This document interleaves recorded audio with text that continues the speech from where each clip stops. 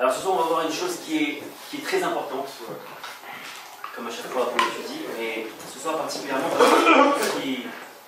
quelque chose qui nous touche vraiment. Et je crois que chacun d'entre nous, on a au moins été une fois touché, et malheureusement trop souvent, par ce problème qui est le problème de la tristesse. La tristesse, elle peut toucher à tout moment. Pas toujours dans des moments si difficiles que ça, mais à des moments peut-être même un peu anodins. Il faut savoir déjà que la tristesse, ça reflète un manque de foi. Pourquoi? Parce que, en vérité, le principe de la chose, il est comme ça, que face à une épreuve, face à une situation, ça nous déplaît. Pourquoi? Parce qu'on considère que ce qu'on a, ou plutôt ce que Hachem nous a donné, ne correspond pas à ma conception de ma vie. Des fois, on considère qu'on veut être riche et on n'a pas la richesse. On veut se marier et on ne trouve pas la vie de notre vie.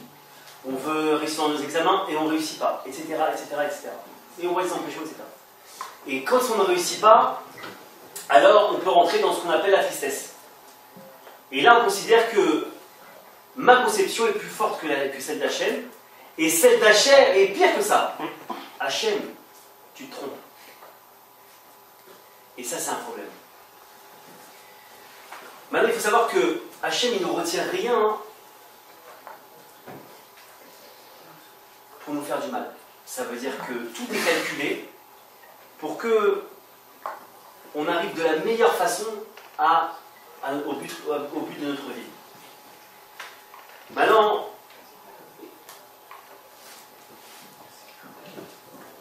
il faut savoir que pour ne pas être triste, il faut faire abstraction de sa raison. On l'avait déjà dit ça, que le grand problème aujourd'hui du monde, et de chacun d'entre nous aussi, c'est que très souvent on fait abstraction de notre foi pour on fait abstraction de la foi pour la raison. Et le problème c'est que dès que tu rentres dans la raison, alors tu peux rentrer en tristesse. Et il faut savoir que la chance qu'on a, c'est quand on a une privation. On a dit le cours dernier que la privation, elle a un côté magique. C'est quoi ce côté magique? C'est que cette privation-là, elle va te pousser dans tes retranchements et elle va te pousser à prier. Puisque quand on ne peut plus faire face, on n'a plus d'aide possible auprès des hommes, etc., etc., alors dans ces cas-là, on n'a plus qu'une chose à faire, c'est de prier Dieu.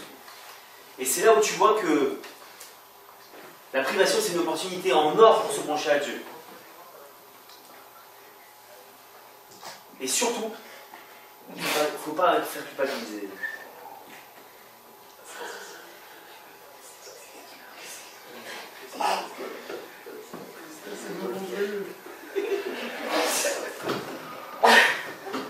La semaine prochaine, je ferai un cours sur la joie.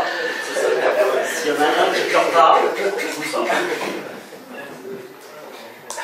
Maintenant, il faut savoir une chose. Essayez de se concentrer, c'est quand même important.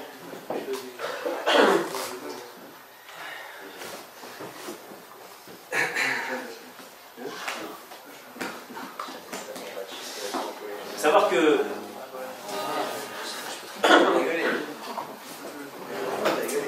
faut savoir que quand on a un défaut, très souvent, des fois on a un défaut et on se rend compte, les amis, que ces défauts, on n'arrive pas à s'en défaire. Et quand on n'arrive pas à s'en défaire, parce qu'on essaie de travailler dessus, alors il faut d'abord avoir conscience d'une chose, que quand on a ce défaut-là, la plupart du temps,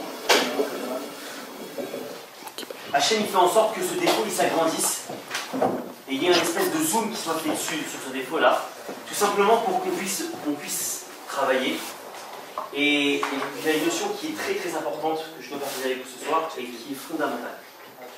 Il faut savoir que tout celui qui a un défaut, qui souhaite travailler sur ce défaut, qui souhaite changer, même s'il continue dans la faute, ou il continue à avoir ce défaut, etc., vous voyez comme c'est fort, vous voyez comme Hachem nous aime. Ce défaut-là, même s'il continue à être actif, Hachem ne comptabilise pas. Hachem, il met en pause la rigueur, il met en pause la comptabilité de ça, et il dit, mon fils, il travaille pour ce défaut, je ne compte pas les fautes. Vous avez vu déjà le premier pas à faire déjà, comme Hachem déjà, il t'évite de... Parce que la question qu'on peut se poser tous, c'est, attends, tu vois, ce défaut-là, il ne lâche pas, c'est un boulet. Donc à partir du moment où j'ai ce défaut-là, j'arrive pas continuellement à le retirer. Et si j'arrive pas à le retirer, alors suffit des couilles. C'est sûr que et Baruch Hachem, Akadosh Baruch Hu, il fait que ça neutralise mon système. Et ça, c'est fondamental. Maintenant, il faut savoir que, donc ça, c'est celui qui veut travailler sur son défaut et éviter d'être triste. Maintenant, celui qui est triste, alors le problème, c'est qu'il amène la rigueur sur lui.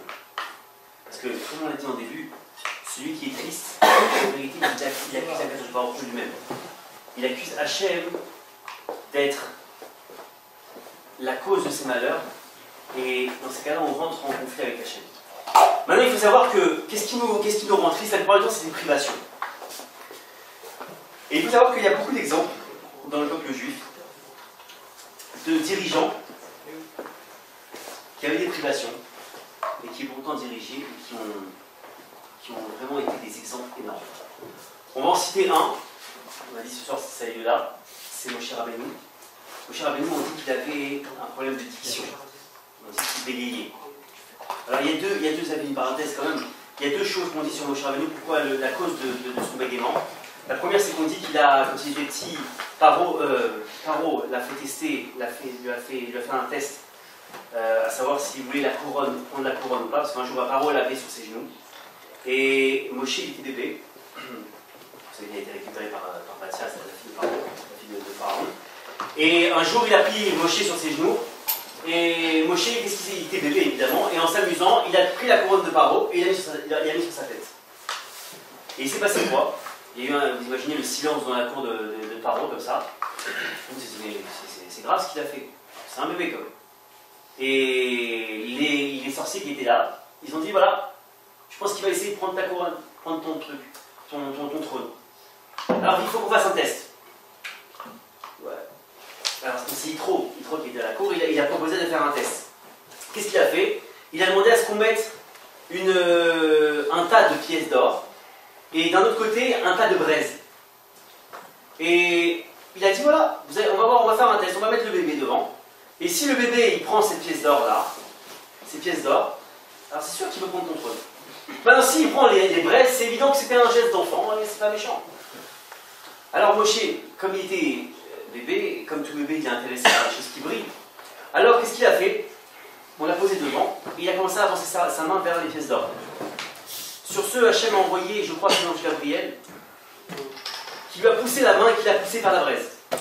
Machinalement, il a attrapé une braise, et il a mis, parce que ça a brûlé, instinctivement, il a mis la braise à sa bouche. Et on dit que ça lui a brûlé la langue, et que de là, il est devenu bègue. Maintenant, moi j'ai entendu une autre chose, là je vais m'étaler un petit peu, mais j'ai entendu une autre chose sur Moshe Rabbeinu, qu'on dit qu'il avait tellement conscience d'Hachem, et qu'il y avait une espèce de flux qui sortait de lui, et qui permettait, qui faisait en sorte qu'il parle, que Hachem parle à travers lui, que sa bouche, qui était de chair et de sang, n'arrivait pas à suivre le flux tellement il était fort. Et alors ça donnait un bégaiement comme ça, tellement... Vous imaginez quelque chose qui est comme si on était dans une boîte, quelque chose qui bouge, qui va exploser, et il y a une espèce de secouement, de quelque chose qui secoue comme ça. Eh bien, le flux qui passait par la bouche de Moshe était tellement fort, c'était la parole d'Hachem lui-même, que sa bouche n'arrivait pas à le contenir. Et c'est ce qu'on peut expliquer, c'est ce qui explique son bégaiement. Bref. Maintenant, Moshe Rabbeinu, voilà, lui il avait un problème de bouche. Maintenant, Shimshon, Samson, un homme très très fort. Maintenant, je ne m'étale pas sur tout ça, mais lui, il était boiteux. Il y avait David Améler, le roi David. Il a eu une histoire de folie. Il a été méprisé par ses parents, on a cru que c'était un enfant adultérin, etc. C'était très grave. Il a eu une vie très très dure, David Améler. Et je passe sur les détails de sa vie qui étaient vraiment très très difficiles. Yaël, qui est une prophétesse, qui était très faible de conception de constitution, merci. De constitution très faible, et pourtant elle a sauvé le Ham Israël. Elle a tué un général, etc. Bref. Abaye qui était orphelin, etc. Bon bref, il y a une liste comme ça qui montre que de très grands dirigeants ont malgré tout des manques très forts, des défauts très forts. C'est un message d'espoir pour nous parce que, en vérité, il faut voir que ce défaut-là, d'abord, il te rend humble. C'est une première des choses. Et ça, il faut le voir de manière positive. Chaque défaut qu'on a, il nous rend humble. Et c'est bien d'être humble. Parce que Dieu s'éloigne des orgueilleux. D'accord? L'orgueilleux, Hachem, il dit qu'il ne peut pas rester en dessous. Donc déjà, quand ça te rend humble, alors tu sais que Dieu, il est avec toi. Et la seconde des choses, c'est que il faut savoir que ce défaut-là, et la plupart du temps, on voit que quand on a un manque, c'est la chose pour laquelle on prie avec le plus de ferveur. Et c'est très important de savoir que quand on a un défaut, de toute manière, c'est une bonté d'Hachem parce que ça nous pousse à prier. Maintenant, il faut savoir que la guerre qu'on a et qu'on mène face au Yetzer Hara, elle est ni plus ni moins que ici, dans la pensée. Pourquoi? Parce que le Yetzer Hara, il nous pousse à avoir des pensées mauvaises, et le Yetzer Tov, lui, c'est des pensées bonnes. Maintenant,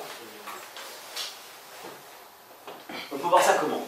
Imaginons qu'un type, il cherche une femme, il cherche à se marier.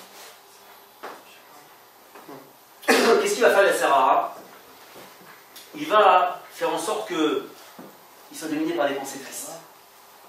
J'y arrive pas, il n'y a personne pour moi, personne ne s'intéresse à moi, c'est pas mon... Il y a beaucoup d'obstacles, ça va sur scène.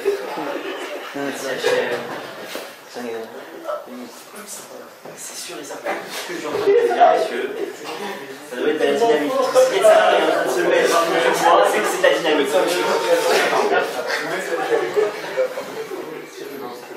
Pas au Hachem. Voilà. Vous voyez, il ne faut pas être triste. Bref. Je réfléchis.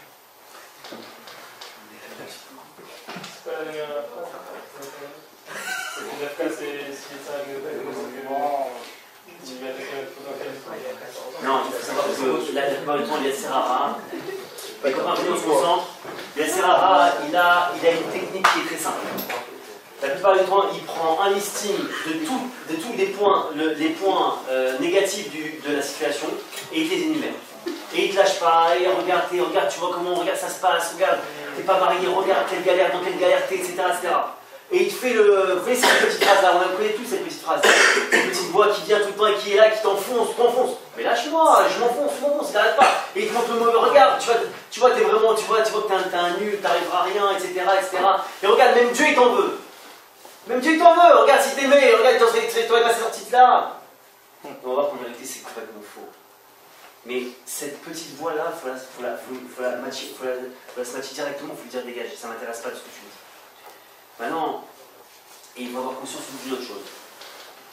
Hachem, il peut te sauver à tout moment. Si cet instant-là, si cette situation-là, elle est en place, c'est quoi qu'il arrive qu'Hachem l'a voulu. D'accord? Maintenant, Si on a des épreuves, par exemple, quand tu parles dans la nature, on a une épreuve, quelqu'un nous a doublé une épreuve comme bizarre, puis on avait une épreuve, on est passé mal, il n'a pas voulu. on va voir que si.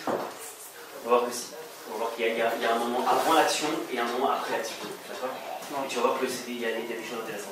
Maintenant, il ne faut surtout pas s'accuser les copains. Parce que ça aussi, ça nous amène à la tristesse. En se disant je suis nul, etc. Et je vais vous donner une règle pour combattre la tristesse à tous les coups. Dès que vous mettez le mot je dans la conversation avec vous-même, vous êtes certain, à 99,9%, que vous allez rentrer dans la tristesse. Parce qu'à partir du moment où tu dis je, ça veut dire que tu as mis Hachem en dehors de ta vie. Et comme tu as mis Hachem en dehors de ta vie, alors tu ne peux plus concevoir qu'il y a une notion de bien dans ce qui m'arrive. Non, c'est je. Alors finalement, tu vois, je suis nul. Alors finalement, tu vois, je ne vaux rien. Et j'y arriverai pas, etc., etc. Donc déjà, pour pallier à tout ça, retirez, dès que vous commencez à parler de je, quand vous analysez une situation dans laquelle vous êtes, dès que vous émettez le mot je, faites fausse route. Et là, vous rentrez dans le champ de la tristesse. Parce que la tristesse, elle vient ni plus ni moins que d'une chose, l'orgueil. Parce que si tu es triste, c'est que tu es orgueilleux. Parce que si tu es triste et que tu as mis ce jeu, c'est que tu considères que tu existes. Mais on a donné une règle. Et on est vado. Que lui, il n'y a que Hachem. Même nous, on est une partie de Dieu. Même nous, ce qui nous fait vivre, c'est une partie de Dieu. Donc tu vois bien que tu n'existes même pas. Tu vois bien que toi-même, tu es une partie de Dieu. Donc toi, tu es Dieu. Entre guillemets, toi, tu es une partie de Dieu. Donc tu ne devrais même pas parler du jeu. Alors que tout celui qui se met, qui rentre dans une notion d'humilité, alors il rentre Hachem dans sa vie, et là, c'est une autre histoire. Maintenant, il y a une autre chose, les amis, qu'il faut absolument que je partage avec vous, qui est la notion de culpabilité. Ça, on le rencontre non seulement dans l'éducation des enfants, on le rencontre dans le couple, on le rencontre chez les profs, on le rencontre entre copains, on le rencontre sur nous-mêmes. Et il faut savoir que Rav Arush, il dit comme ça, que en hébreu, l'autoculpabilité, on dit que c'est la redifa atzmi. La redifa atzmi, ça commence par la lettre resh et la lettre aïn. Et si je prends la lettre resh et la lettre aïn, ça fait le mot ra. Et le mot ra, c'est le mal. Si vous commencez, les amis, à vous culpabiliser, c'est que vous faites route vers le pays du mal. Très clairement, à chaque fois que vous culpabilisez sur un truc, ça veut dire que vous sortez Dieu du système et que vous pensez que vous avez mal fait et que vous êtes à l'origine de ça, etc. Et ça, c'est un vrai problème. Donc la culpabilité, il faut la sortir de nous et des phrases qu'on utilise. Quand on parle à un enfant, on ne le culpabilise pas, ça ne sert à rien. Maintenant, qui peut me prouver aujourd'hui que la culpabilité c'est constructif? Personne. Personne. Personne n'est construit par la culpabilité. Ça détruit la culpabilité. Tu rumines, tu te fais un truc sur toi-même, tu crois que tu n'es pas bien, etc., etc. Et à la fin, qu'est-ce que tu arrives à toi? Tu n'arrives à plus rien. Tu n'as plus envie de te battre, tu n'as plus envie d'y arriver, et c'est là où tu rentres dans la spirale de la tristesse. Maintenant, c'est la question que tu vas poser.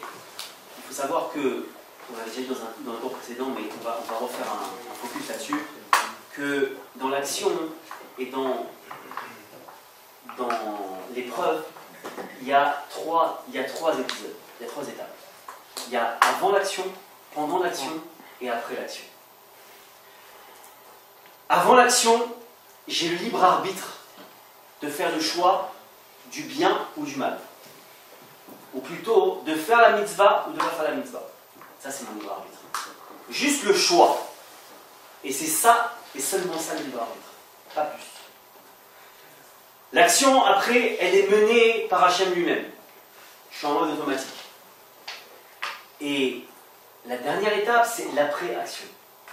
L'après-action, en vérité, soit tu rentres la foi, soit tu ne rentres pas la foi.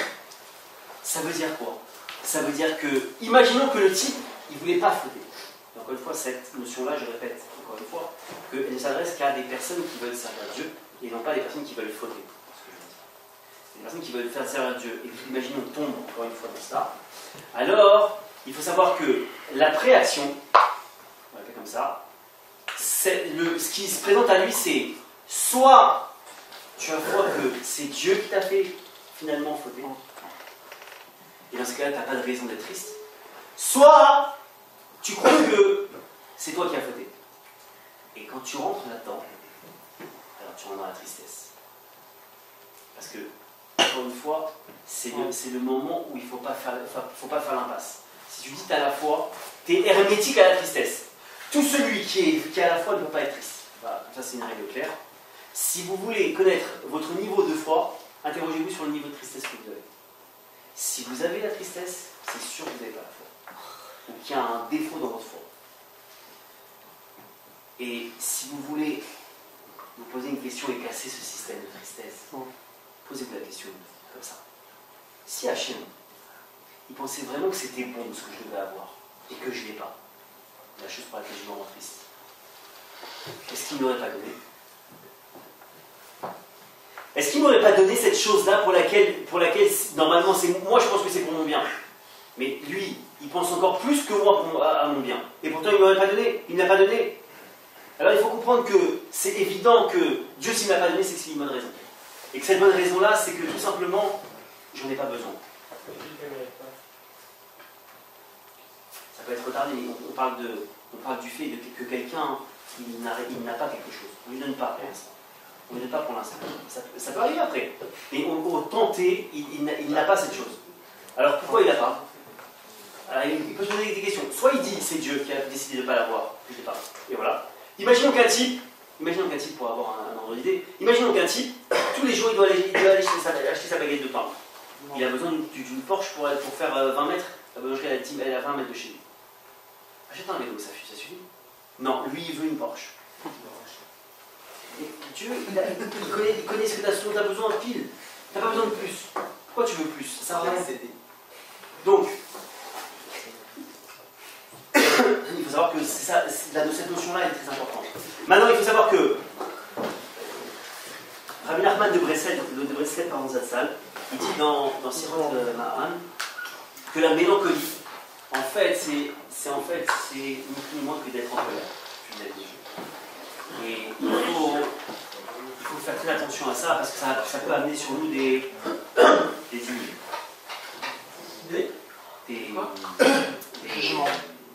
jugements, des accusations, une rigueur de Dieu.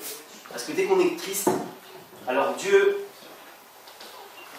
c'est très important que je dise ça, parce que comme la plupart du temps, enfin en fait pas la plupart du temps, tout le temps on est triste pour rien, alors qu'on est triste, Dieu dit, dis-moi, t'es triste pour rien? Alors tu sais ce qu'on va faire? Je vais faire en sorte que tu sois triste pour quelque chose. Et le problème c'est que des fois c'est plus difficile que ce qu'on avait. Donc il faut comprendre que la tristesse, Dieu n'aime pas du tout. Parce que logiquement, si tu es triste, tu considères que lui, il s'est planté sur ce qu'il t'a donné, et Dieu ne se plante jamais. Il est infaillible. Maintenant, il y a un exemple dans l'histoire, dans la Torah, qui nous donne une leçon extraordinaire. C'est celle de Yosef Hatzadik. Vous connaissez tous Yosef? Yosef, c'est le fils de Yaakov. Yosef, à 17 ans, il s'est retrouvé vendu par ses frères, jeté dans une citerne, en plein milieu d'un désert, rempli de serpents et de scorpions. Au Hachem, il s'en est sorti. Ses frères l'ont sorti. Ils l'ont vendu. Il s'est retrouvé en Égypte. Ensuite, il s'est retrouvé, il a été harcelé. Ensuite, il a été emprisonné. Ah ouais, attendez, quand on dit emprisonné, c'est au procès. Qu'est-ce qui s'est passé? Ok, vous êtes accusé de... Très bien, vous êtes emprisonné. Imaginez, on emmène Yosef. Pour combien de temps? Vas-y, on verra. Est-ce que vous vous rendez compte? C'est la pire des choses. Imagine un type qui dit, t'es en prison, mais on ne sait pas quand tu sors. Oh.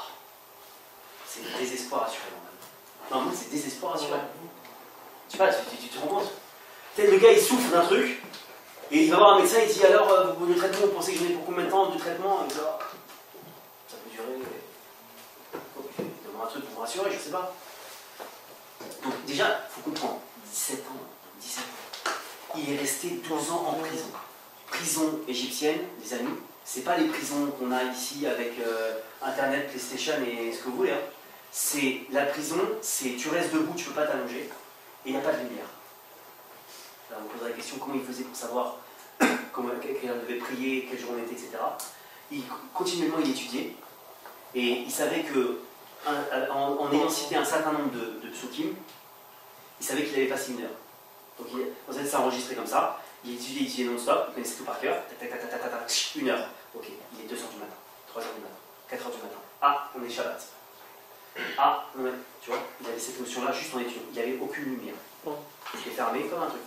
Pendant 12 ans, les copains. Nous, 1 heure, on est en train de pleurer. On demande maman et on peut rentrer. Les sages ils disent comme ça que dans le Midrash Rabbah, que il y a dans le passage qui est dit que Hachem était avec Yosef et qu'il a réussi. Et ils disent que ce passage est au moment où il est dans la prison. Et il faut savoir que Rabbi Beraria, il donne une explication sur ça. Et écoutez comme c'est fort.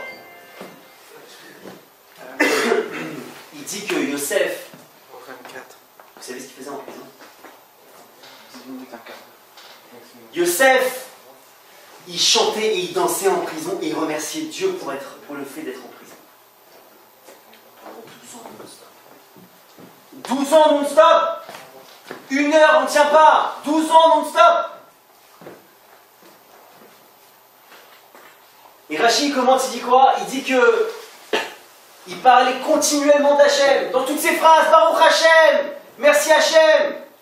Les copains, le mot Hachem, c'est pas un gros mot. Si vous avez peur aujourd'hui dans notre société de dire le mot Dieu dans vos phrases, de dire si Dieu veut, Baruch Hachem, n'ayez plus peur. Parce que la résultante de Yosef, qui a travaillé comme ça, c'est qu'il est arrivé à être vice-roi d'Égypte. Les amis, l'Égypte de l'époque, c'est tu prends les États-Unis d'aujourd'hui, tu multiplies par 100, et tu as l'Égypte de l'autre époque. Yosef, il est passé de esclave hébreu dans une prison miteuse à vice-roi d'Égypte. Comment il a fait ça? Il a juste regardé la joie. Il a juste gardé la connexion avec Dieu. Parce que la joie, c'est la connexion avec Dieu. Parce que si tu es joyeux, tu es connecté avec Dieu. Si tu es connecté avec Dieu, alors le flux de bracha passe. Parce que ce qu'il faut comprendre, c'est que le flux de bracha pour Dieu, il est illimité. Donc, dès que tu es en tristesse, tu coupes la connexion. Yosef, il aurait pu se dire plein de choses. Il aurait dit, mais regarde, si on se met à sa place, on analyse la situation, tu es obligé de tomber en dépression. Tu es obligé. Attends, je suis vendu par mes frères, qu'est-ce que j'ai fait moi? Qu'est-ce que j'aurais fait à cela? Je suis vendu par mes frères, j'arrive en Égypte, je résiste, je veux pas faire de mal à mon patron, je veux pas aller avec sa femme, je veux résister, etc. Je suis allé en prison alors que je voulais rester à une femme qui est une femme qui est interdite. Et je me retrouve en prison, 12 ans de prison, j'ai pris pour ça. J'ai rien fait avec elle. Et elle a menti, en plus ils ont prouvé. Ils ont prouvé après qu'elle avait menti. 12 ans de prison, mais attends, mais Dieu était injuste. Pourquoi moi? Qu'est-ce que j'ai fait? Je suis un sadique, je fais toutes les mitzvahs, je fais Shabbat, je tue toute la journée, pourquoi moi? Non. Yosef jamais. Pas une seconde, il a décroché ça. Et il a combattu, et a prié, et prié, et prié. Et il a fait une chose que chacun d'entre nous doit faire pour ne pas tomber en tristesse. Il a donné raison à Hachem. Parce que le jour où tu donnes raison à Dieu, quand tu donnes raison à quelqu'un, tu cherches encore à essayer de le convaincre, c'est fini, tu as déposé tes armes. Tu sais quoi, tu as raison. Non, sincèrement, tu as raison. Quand tu donnes raison à Dieu, sur ce qu'il t'a donné, l'épreuve qu'il t'a donnée, et tu dis, écoute, tu sais quoi Dieu, je te donne raison, c'est justifié. Pas de tristesse. Je sais que c'est vrai, pas de problème. Un mec qui est triste quand on lui fait une réflexion, on lui dit, tu sais, c'est pas bien ce que tu as fait. T'as raison, t'as raison. Il va pleurer. Non, il n'a pas pleuré, il a compris que c'était bête. Il a compris que c'était vrai. Donc, la réponse de Sarah, quand il vient avec sa liste, d'accord, il faut faire une chose. Vous pleurez de rire, vous chantez et vous dansez. Tu sais quoi, que tu me racontes, ça me fait bien rigoler. Parce que le jour où vous faites ça, les Sarah, il n'a plus d'emprise sur eux. Il ne comprend pas. Attends, tu comprends pas, normalement, dans le manuel du Yetzirah, quand je lui annonce ça, ça, ça et ça, normalement le type il doit tomber en dépression, il doit être KO. Et il rigole, l'autre, qu'est-ce qu'il a? Il a fumé ou quoi? Non, il a fumé. Il s'est juste connecté à Dieu. Il s'est juste connecté à Dieu. Maintenant, les amis, il faut savoir une chose. C'est qu'il y a un autre personnage aussi qui a eu une vie très difficile. C'est qui? Le roi David, si vous avez l'occasion de lire ces Téhilim, ces psaumes, ça relate toute sa vie. Les copains, s'il y en a un qui le lit et qui se met vraiment dans la peau de David, logiquement vous devez finir en dépression nerveuse. C'est c'est pas possible. C'est un acharnement. On dirait que tous les jours, il se réveille. Ah, au fait, il y a ton fils qui vient te faire un coup d'état, il veut ta peau. Ah, au fait, ton propre fils, il a violé toutes tes femmes. Ah, au fait, on veut ta peau, etc., etc. Toute la journée. Ah, au fait, ton fils, il a tué ton autre fils. Tous les jours. Et c'est sympa comme vie, hein. David, aucun problème. Akol, Letova, et c'est lui qui dirige son monde. S'il a fait, c'est que je mérite. Preuve en est. Dans l'épisode où il a dû quitter quand Avshalom, son fils, il a fait un coup d'état, et qu'il a dû quitter son palais, comment vous expliquer qu'on vient de lui annoncer, les amis, David, voilà, il y a Avshalom qui arrive sur Jérusalem, il vient pour te faire la peau, parce qu'il veut prendre ta place, il veut prendre le trône. Première chose à faire, vous avez quelqu'un qui arrive, qu'est-ce que vous faites? Vous prenez le cheval le plus rapide du secteur et vous vous tracez. David dit, pas de problème, on part à pied. On part à pied. Et tu pars pas à pied, t'es roi, tu t'es quelqu'un qui veut ta peau. On part à pied, pas de problème. Il est sorti du palais royal, il est parti à pied. Pourquoi? Regardez comme c'est beau. Parce qu'il a compris que la royauté ne lui appartient pas. Hachem, regarde. Tu as été envoyé pour prendre la royauté. Cadeau, je lui donne, elle ne m'appartient pas, elle est à toi. Montrer le niveau. Et on peut tous arriver à ça. Ne croyez pas que je parle de personnes complètement folles. Il faut savoir que c'est des gens qui ont subi des épreuves que nous-mêmes, on n'aurait même pas surmontées. Et c'est à leur niveau. Nous, à notre niveau, on est encore capable de ça. On est encore capable de combattre. Mais encore faut-il le faire. Maintenant, ces deux personnages-là, et écoutez comme c'est beau, qu'est-ce qu'ils ont eu, ces deux personnages-là, Yosef et David? Qu'est-ce qu'ils ont gagné finalement à être toujours connectés à Dieu, à être toujours dans la joie et à accepter tout avec amour? Les amis, chacun d'entre eux sont un de ses descendants, il sera Mashiach. Un, il sera Mashiach ben Yosef, et un Mashiach ben David. C'est beau comme réponse. Donc pour vous montrer que la connexion avec Dieu, elle rapporte beaucoup. Et je vais finir sur ça, que si un jour Yasser Hara, il vient avec son listing devant vous, et il vous dit, t'as vu, t'as fait ça, et t'as fait ci, et t'es comme ça, et regarde, et ta vie, ouais, on est nulle, et machin, et, tu vois, t'es fichu, t'es naze, t'as pas de truc. Faut lui dire, écoute, je sais pas de qui tu parles. Je m'excuse. Je sais pas de qui tu parles. En train de me parler là, je sais pas de qui tu parles. Moi, ce que je sais, c'est que je suis un bon juif. Je mange pas cher, je suis une fille, je fais Shabbat, je fais ce que je peux pour servir Dieu. Je suis dans la joie. C'est tout ce que je connais. Moi, le personnage que tu es en train de me décrire, je le connais pas, je suis désolé. Ah, tu parles de... Ah, ouais, non, ça je sais, que j'ai voté, machin, etc. Ah, non, il n'y a pas de problème. Je vais régler avec Dieu, il n'y a aucun problème. Mais par contre, moi, tout ce que je sais, c'est que je me regarde de manière positive. Parce que tout celui qui se juge positivement, on ne peut pas laisser rentrer de la tristesse en lui. Et quand on se juge positivement, alors on fait rentrer la bracha sur lui, sur soi. Donc, les amis, je finis là-dessus, qu'Akadosh Baruch Hu, il fasse que chacun d'entre nous, on se juge positivement, qu'on ne voit que le côté positif de nous-mêmes, et qu'on arrive à toujours en connexion avec Dieu et toujours dans la joie de Dieu.